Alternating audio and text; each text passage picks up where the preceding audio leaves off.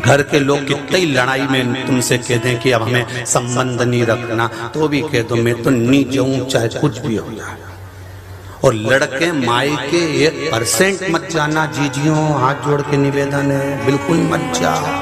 वहीं रहो, जितनी ज्यादा लड़ाई हो उतनी अच्छी चाय बना के पियो, उतनी जोरदार। जब जब गुस्सा आए तो अदरक को ओखली में डाल के कूट दो, पर मुंह से आवाज नहीं निकालना पड़े तो अदरक कूट लो, इलायची कूट लो, मल दो और उसको मल के चाय में डाल के और पी जाओ कि अब तो मेरे को बस अब क्या बोलूं, घर के लोगों से कुछ बोल तो सकते नहीं, तो अदरक पे अपनी दम निकाल कर तुम तो अदरक पर अपना को नहीं बोलना। आग लगे बस्ती में अपन रेव मस्ती में, जितना ज्यादा झगड़ा हो उतनी जोरदार चोटी बनाओ, एक एक मोती पिरो पिरो के खजूर वाली बनाओ, पर बनाओ। जितना ज्यादा झगड़ा हो उतने खुश हो।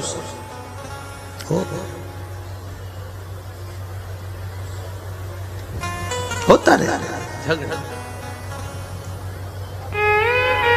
क्या कर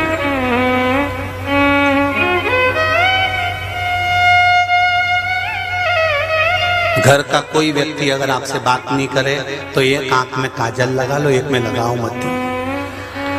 जान करके उसके सामने जाओ, जो बात नहीं कर रहा तो बोल ही देगा पगली है। एक आंख में काजल लगाया, एक आंख में लगाया, या इधर लिपस्टिक चिपका के चली जा नीली पीली करके तो भी बोल देगा। सास भी कह देगी भगवान जाने कहाँ की बहू आई, राम भगवान। ये प्रेम फिर नहीं मिलना है। प्रेम वो कल वाली कथा आ गई, या तो प्रेम में रह लो नहीं तो प्रेम फोटो की फ्रेम में तो एक ना एक दिन जाना ही है, तो इसलिए अच्छा है कि बोलो तो जम के प्रेम में रह ले। जितना रहोगे खुश उतना जीवन का आनंद होगा। शिव कथा आनंद की कथा है, आनंद का विषय है। अब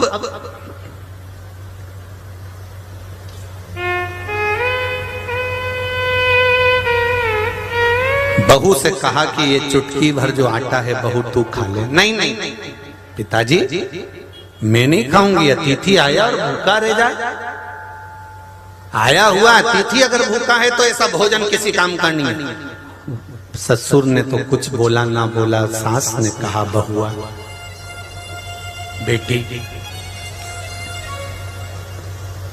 16 दिन से तू भूखी है, तूने कुछ नहीं खाया। माँ मायके में क्या चलता था, मायके में क्या होता था उससे मुझे मतलब नहीं, पर मेरे ससुराल में क्या होता है, अतिथि देवो भव। अतिथि को देवता के तुल्य माना जाता है, इसलिए मैं अतिथि को भूखा नहीं भेज सकती। माँ ये चुटकी भर आटा जैसे ही आए हुए अतिथि को दिया, अतिथि ने वो चारों के आटे को फंकी लगाई, पानी पिया। पानी पीते से ही उस शरीर में से धर्मराज प्रकट हो गए और ब्राह्मण और ब्राह्मणी से कहा मैं आपकी परीक्षा नहीं, आपकी बहू की परीक्षा लेने आया था और बहू उस परीक्षा में पास हो गई। जिंदगी के कई पहलुओं में परीक्षा होती है और मेरा बेटियों से निवेदन है, शादी के 2, 4, 5 साल परीक्षा बहुत चलती है, मन नहीं लगता, सब परिवार बुरा लगने लगता है, लोग सिखाने भड़काने वाले लग जाते हैं, परिवार टूटने लगता है। इस परीक्षा की घड़ी में थोड़ा धैर्य बांधकर एक बेलपत्री शंकर जी पर चढ़ाकर, जिसकी डंडी का मुख अशोक सुंदरी की जगह पर हो, उसे चढ़ाकर 1 लोटा पानी उत्तर की ओर मुख कर कर चढ़ाना प्रारंभ कर देना। धीरे धीरे परिवार में सेटल होना प्रारंभ हो जाएगा, अशांति समाप्त हो। ये शांति का अनुभव करा देता है।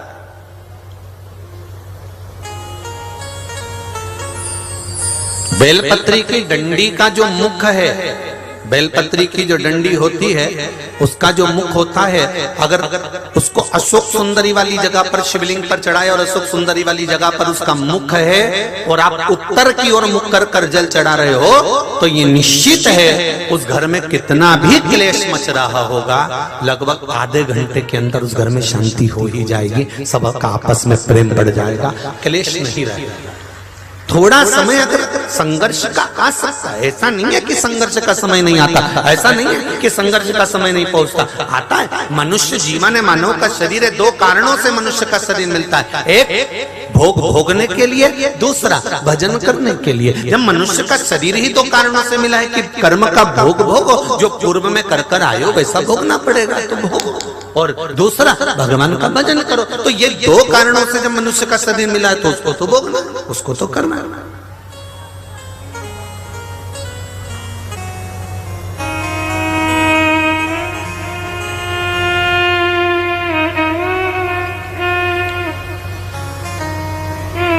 मिलेगा जरूर भोगना, पर उसके लिए एक निवेदन है कि हम शिव की आराधना कर कर, हम भगवान शंकर की स्तुति कर कर, हम भगवान शंकर की अर्चना कर कर उसका फल प्राप्त कर सकते। जैसे 3 जल की महत्वता कही गई है अभिषेक में। पहला तीर्थ का जल। कौन सा जल है? तीर्थ का जल। जो भी तीर्थ का जल हमारे पास में होता है, जब हम कोई विशेष कार्य के लिए जा रहे होते हैं और हमारा कार्य सफल नहीं हो रहा, तो फिर तीर्थ के जल को शंकर भगवान के किसी भी मंदिर में जाकर उत्तर की ओर मुख कर कर उस जल को समर्पित कर दीजिए, आपका वो कार्य बाबा सफल जरूर करेगा। तीर्थ के जल से बल प्राप्त होता है।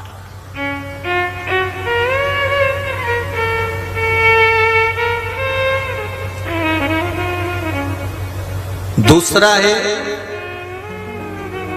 घर में अगर अरहर की पत्ती हो, अरहर की जो दाल होती है, तुअर की जो दाल होती है, उसकी जो पत्ती होती है, वृक्ष का पौधा जो होता है उसकी जो पत्ती होती है, जब रोग में ग्रसित हो गया व्यक्ति और डॉक्टर ने कह दिया इसको कैंसर है या इसकी किडनी या इसका लीवर खराब हो गया है, डैमेज हो गया है, इसका डायलिसिस चालू होगा, अब वो डायलिसिस की तैयारी करे, उससे पहले आप अरहर की पत्ती का जल शिव को समर्पित करना प्रारंभ कर दीजिए। डायलिसिस की जरूरत नहीं पड़ेगी, भगवान चाहेगा तो बचा लेगा, किडनी और लीवर काम करना प्रारंभ करेंगे। ये अभिषेक शिव महापुराण के तत्व है। सुख। तीसरा,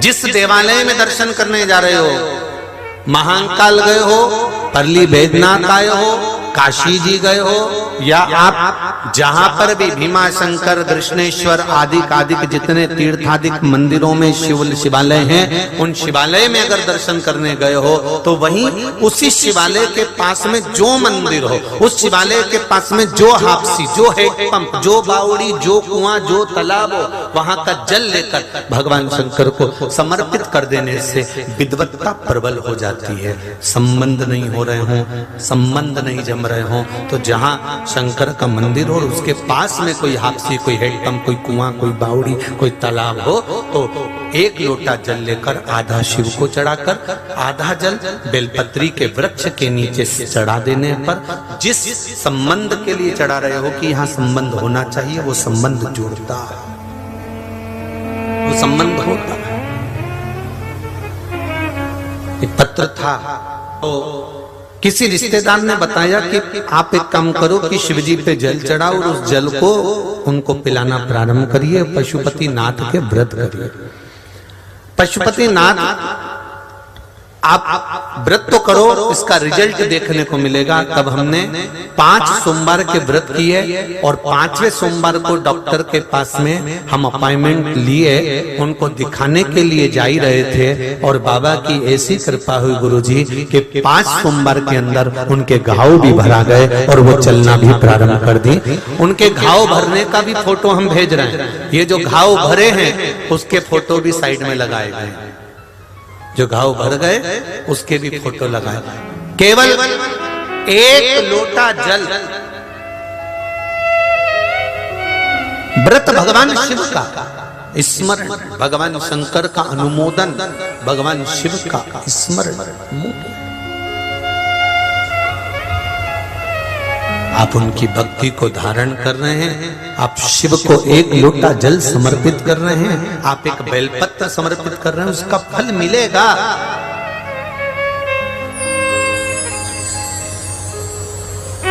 प्राप्त जरूर होगा, वो खाली नहीं जा सकता।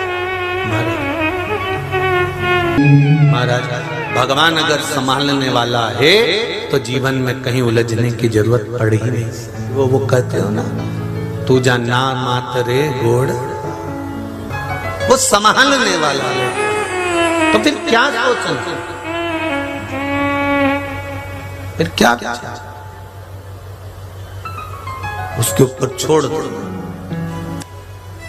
अतिथि देव भव, आया है उसका आदर कर रहे हो, सम्मान कर रहे हो, सत्कार कर रहे हो। यहां तक शास्त्र कहता है आया हुआ मेहमान जिस कप में चाय पी रहा हो, जिस गिलास में चाय पी रहा हो, उस गिलास का भी मांजना किसी बर्तन वाली को मत देना। अतिथि के मुख का झूठा पात्र घर का अगर कोई मांझ देता है तो ना जाने कितने पाप उसके समाप्त हो जाते हैं। अतिथि देवो भव का ये भाव सहज नहीं है महाराज। समर्पण, जल, पूजन, उसका फल मिलता जरूर है, मिलेगा। देवराज ब्राह्मण का शरीर छूट गया था, माता ने जो जल चढ़ाया था उस माता के चढ़ाए हुए जल का भाग जो मिला तो शंकर भगवान नंदी पर बिठा कर कैलाश धाम लेकर गए। बिंदुक के जाने के बाद में चंचुला देवी ने शिव महापुराण की कथा सुनी और प्रथम लिंग का निर्माण, प्रथम शिवलिंग का निर्माण यहाँ ब्रह्मा और विष्णु ने एक पर्वत का घर्षण कर कर प्रकट किया और उसका पूजन भी ब्रह्मा और विष्णु ने करा। सबसे पहला शिवलिंग महाशिवरात्रि के दिन प्रकट हुआ। शिवरात्रि के दिन भगवान शंकर के विवाह की मूलता नहीं है।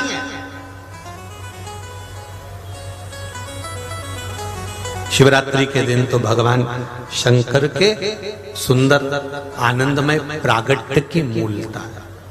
भगवान शंकर का प्रागट्य उत्सव।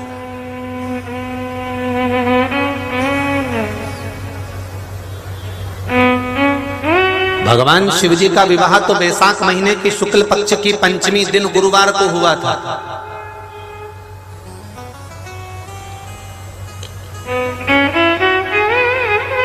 कौन से महीने में बोलो जम के जरा। बैसाख का महीना, शुक्ल पक्ष की पंचमी तिथि, दिन गुरुवार के दिन भगवान शंकर का मंगल विवाह हुआ था। शिवरात्रि के दिन तो मेरे बाबा का शिवलिंग इस पृथ्वी पर प्रकट हुआ था। मेरे बाबा के जन्म दिवस का दिन है शिवरात्रि का दिन। मेरा बाबा प्रगटा था।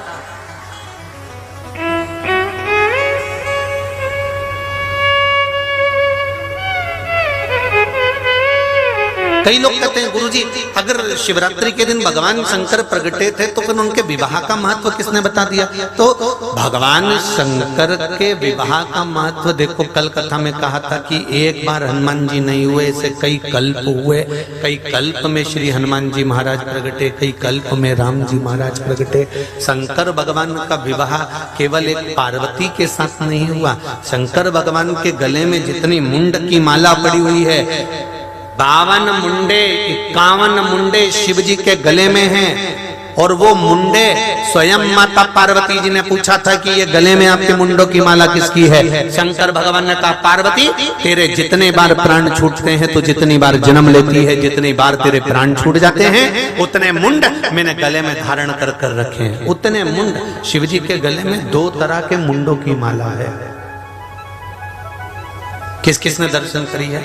2 तरह के मुंडों की माला शंकर भगवान के गले में होती है। एक कंकाल, जैसे हड्डी का जो ढांचा होता है ना उसका मुंड कंकाल, केवल कपाल कपाल और कंकाल कंकाल रहता है।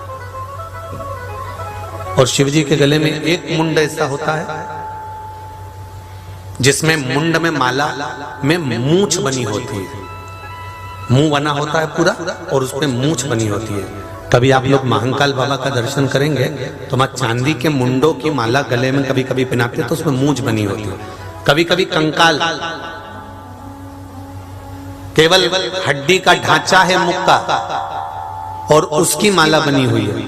तो जो मूंछ वाला मुंड की माला का जो दर्शन करते हो वो राहु के मुंड है। राहु भगवान की जटा में जाकर छुपा था तो उनके मुंड है। और कंकाल के मुंडों का दर्शन करते हो तो वो कंकाल के जो मुंड हैं वो कंकाल के मुंड माता पार्वती के मुख है। माता पार्वती के, जितनी बार माता पार्वती ने जन्म लिया, जितनी बार माता पार्वती ने प्राणों को त्यागा, उतने मुंड भगवान शंकर ने अपने गले में धारण कर कर रखे, उतने मुंड। एक जन्म नहीं है महाराज, ना जाने कितने कितने जन्म हुए हैं, कितने जन्म, ना जाने कितने जन्मों का। तो महाराज शिवरात्रि के दिन भगवान शंकर के प्रागट्य का दिन है, जन्म दिवस, प्रागट्य दिवस। एक पर्वत को घुमाया, उस पर्वत को घुमाने से एक लिंग उत्पन्न हुआ, उस लिंग से अग्नि का खम्भ प्रकट हो गया। अग्नि के खम्भ को प्रकट देखा तो ब्रह्मा जी ने पूछा ये कौन है? तब भगवान विष्णु ने कह दिया ये मेरे पिता हैं, ये मेरे पिता।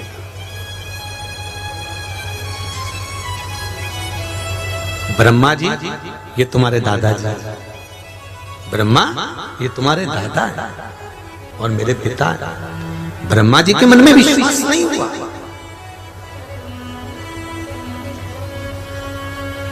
विश्वास जागृत होना, विश्वास की जागरूकता प्रकट करना कठिन है, बहुत कठिन। अरे महाराज 5 कटोरा भर के खीर पी गए, 5 कटोरी 5 बाटकी 5 कटोरा खीर पी गए। और खीर पीने के बाद में तुमने 1 कटोरा कड़ी पी ली तो खीर का स्वाद आएगा? अरे बोलो तो जम के। और याद रखना खीर का स्वाद भी नहीं आएगा, और जो तुमने कड़ी पी है ना खीर के बाद में, तो जो डकार भी आएगी ना तो वो खीर की नहीं आएगी, काई की आएगी? अरे बोलो तो जम के। कड़ी जो पीना तुमने, जो कड़ी बना कर पी गए, डकार भी उसी की है। खीर का स्वाद मुख में नहीं आने वाला। हाँ, अगर केवल खीर पीकर पानी पी लेते या खीर पीने के बाद कड़ी नहीं पीते तो थोड़ा सा स्वाद बना रहता खीर का। पर खीर के बाद जो तुमने कड़ी पी ली है तो वो स्वाद पूरा समाप्त हो गया और वो कड़ी तुम्हारे मुख में रह गई, उसका स्वाद मुख में रह गया। शिव महापुराण की कथा भी यही कहती है कि आप 3 घंटा 2 घंटा 7 दिन कथा को श्रवण करते हो, खीर पी लेते हो, खूब खीर पी, भर भर कर पी, 3 घंटे तक लगातार शिव महापुराण की कथा को तुमने पिया है, भर भर कर खीर पी है। पर खीर पीने के बाद में जब तुम निकल कर वापस बाहर जाते हो और निंदा में डूब जाते हो तो समझ लो 1 कटोरी कड़ी पी गए। अब तुम्हारा जो खीर पिया हुआ था वो किसी काम का नहीं। अब जो डकार भी आएगी ना, बोलो जरा जम के, कड़ी की आएगी, निंदा की आएगी। तो क्या करना है फिर? यहां से जाने के बाद कड़ी पीना है? अरे बोलो तो जम के, अच्छे से बोलो जरा, पीछे वाले दोनों हाथ उठाकर। पीना है? नीना हाँ बिल्कुल सही बात है। तो यहाँ जाते समय क्या करना है, तो बिल्कुल कह देना, कहीं का निंदा भी करे ना कि ऐसा हो गया वैसा हो गया, यूं हुआ वो हुआ, तो अपने को नहीं बोलना बिल्कुल। कोई कहे कि हमको तो बेलपत्री नहीं मिली ने, सब बड़ा बड़ा लोगों को बेलपत्री दे दी, अपने नहीं सुनना, कहना दादा मैंने अभी खीर पी है और तू मुझे कड़ी मत पिला, और एक कोनी मारो और वहां से आगे चल दो, अपने को कड़ी नहीं पीना। बस इतना ध्यान रखना कि हम खीर पी के आ रहे हैं और तुम कड़ी पिलाने में लगे, और कड़ी अगर पी ली खीर के ऊपर तो ये निश्चित है कि डकार भी आएगी तो खीर की नहीं आएगी, काय की आएगी? बोलो जम के बोलो जरा। अच्छा तुम मत बोलो, वो चौथे पांचवें नंबर का पंडाल वाला बोलो रे, वो उधर वाला काय की आएगी? कड़ी। हाँ दिख गए, सब दिख गए हो, आनंद कड़ी की।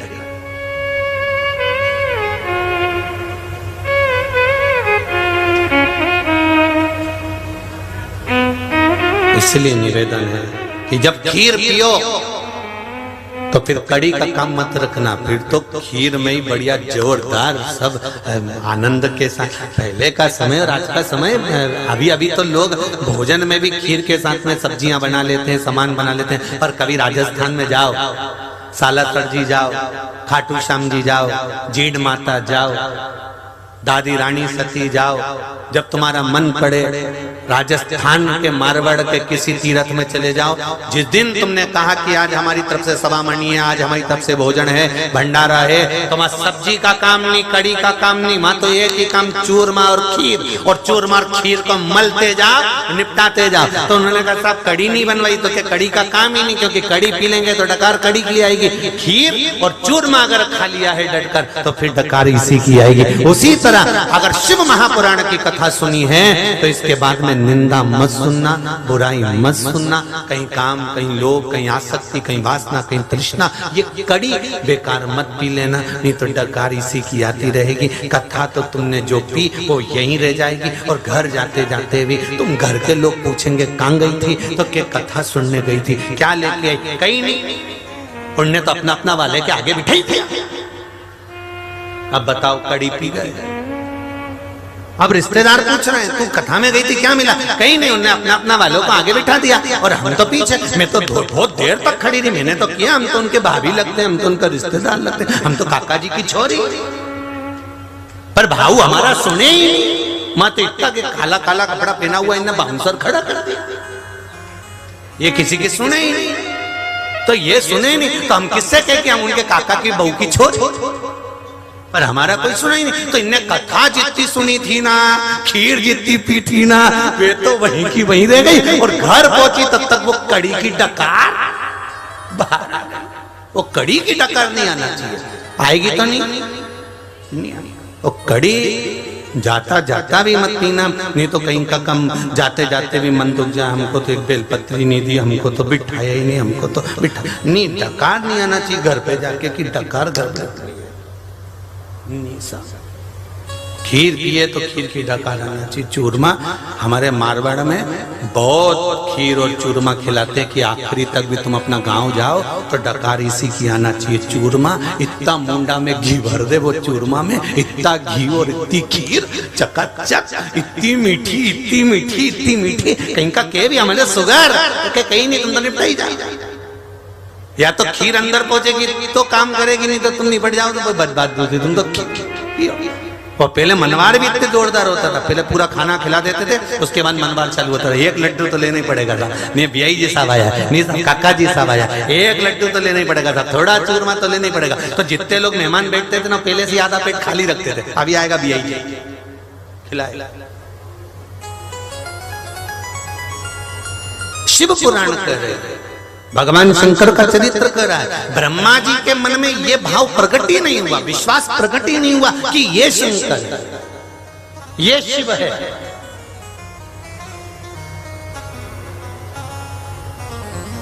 पूरी जिंदगी निकल जाती है मनुष्य की, वो पहचान नहीं पाता कि यही भगवान है, यही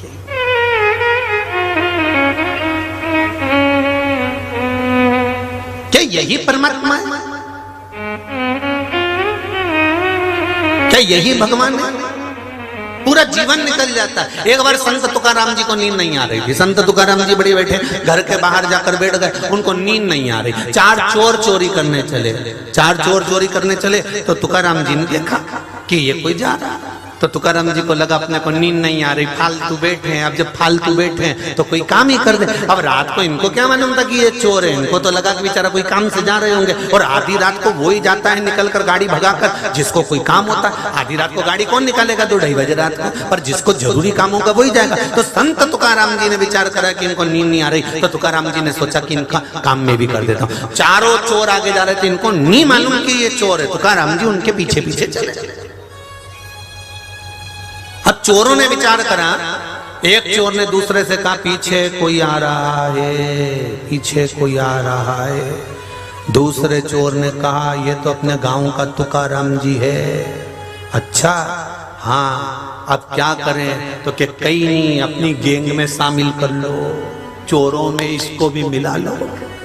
संत तुकाराम जी से चोरों ने जाकर कहा कहाँ जा रहे हो? कि कहीं नहीं, तुम्हारा काम करने जा रहे। अच्छा हमारे साथ चलना? हाँ, रात को जा रहे हो तो कोई जरूरी काम होगा, इसलिए हमने सोचा तुम्हारा काम कर दे।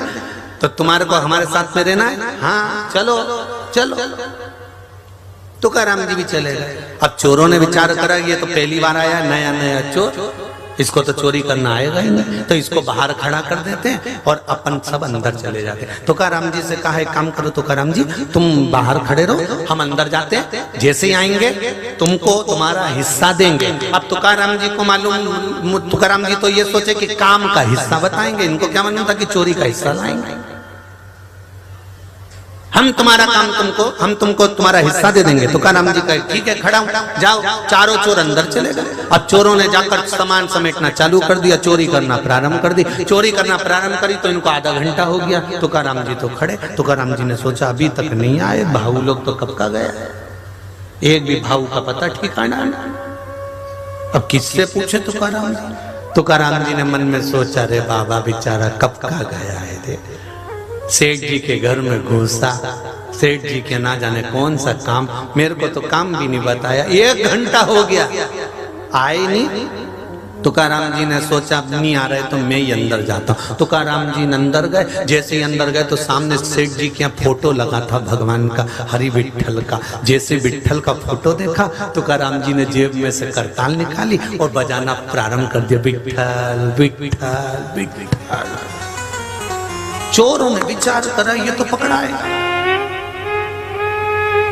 चोरों ने विचार करा ये पकड़ाएगा। चोर तुरंत छुपे, 2 ऊपर 2 पलंग के नीचे छुप गए। जैसे ही छुपे इतने में सेठ जी के नेत्र खुल गए। नेत्र खुलते से सेठ जी बाहर आए। आते से जो संत तुकाराम जी को देखा, संत तुकाराम जी को देखकर सेठ जी ने चरण पकड़ लिए। आज मेरे गुरुदेव इतनी रात को पहली बार यहाँ आए हैं, वाह गुरुदेव, मैं अभी तुम्हारे लिए पानी लेकर आता हूँ। सेठ जी दौड़कर अंदर पानी लेने के लिए गए। सेठ जी दौड़कर पानी लेने गए तो वापिस आ गए, पानी लेकर नहीं आए। पहले आते से पूछा गुरुदेव, हमेशा जब भी जाते थे मेरे गुरु 2-4 लोगों को साथ लेकर जाते थे, आज तो मेरा गुरुदेव अकेला आया। इतने में संत तुकाराम जी बोले काय को अकेला आया, 2 पलंग के नीचे 2 ऊपर है।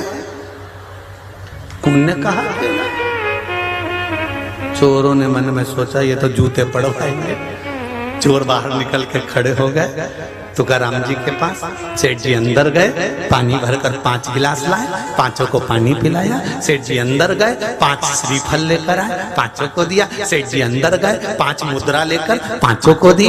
गले में माला पहनाकर संत तुकाराम जी से कहा गुरुदेव बड़ी कृपा करी जो आप आज रात को पधारे, ऐसी कृपा करते रहना। संत तुकाराम जी बोले मैंने कृपा नहीं करी, ये चारों ने कृपा करी। सेठ जी ने चारों के चरण पकड़ लिए चोरों के, और चोरों के चरण पकड़कर बोले रे भैया गजब कर दिया, मेरा संत तुकाराम आज तक नहीं आया था किसी के घर, पर तुम्हारे साथ आज यहाँ पहुंच गया। ऐसी कृपा और करना, अगली बार जल्दी लेकर आना, ऐसी करुणा करना। चारों चोर माला पहन के नरियल लेके बाहर निकले। निकलते से ही उन्होंने तुरंत संत तुकाराम जी के चरण पकड़कर कहा गुरुदेव जितनी बार चोरी करके पकड़ाते थे तो जूता खा के आते थे, आज पहली बार लड्डू खाकर आए हैं। संत तुकाराम ने कहा संतों के पीछे चलोगे तो लड्डू ही मिलेगा, और कहीं आड़ा टेढ़ा के पीछे चले गए तो जूता ही मिलेगा। संतों के साथ रहिए, सत्संग में रहिए, भजन में रहिए, कीर्तन में रहिए, मंत्र जाप में, स्मरण में रहिए। जितना आप परमात्मा की भक्ति में डूबोगे उतना आपको सुख प्राप्त होगा ही होगा, ये निश्चित है, निश्चित।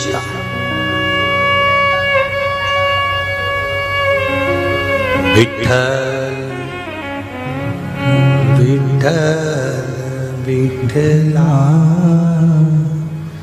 माझा विठ्ठल महाराज, हृदय से, चित्त से, मन से आप उसका स्मरण तो करो। नहीं माने ब्रह्मदेव की ये शिवलिंग में, वो नहीं मानते कि ये शंकर का स्वरूप है, उन्होंने तो कह दिया ये इसमें भगवान तुम्हारे पिता नहीं मानते। ढूंढने गए, भगवान विष्णु को भेज दिया, ब्रह्मा जी ने चरण ढूंढने के लिए पाताल में, भगवान ब्रह्मा चले गए आकाश में, भगवान शंकर का सिर ढूंढने के लिए गए, मस्तक ढूंढने के लिए। भगवान विष्णु ने कहा ब्रह्मा मानो, ब्रह्मदेव मानो मेरी बात, यही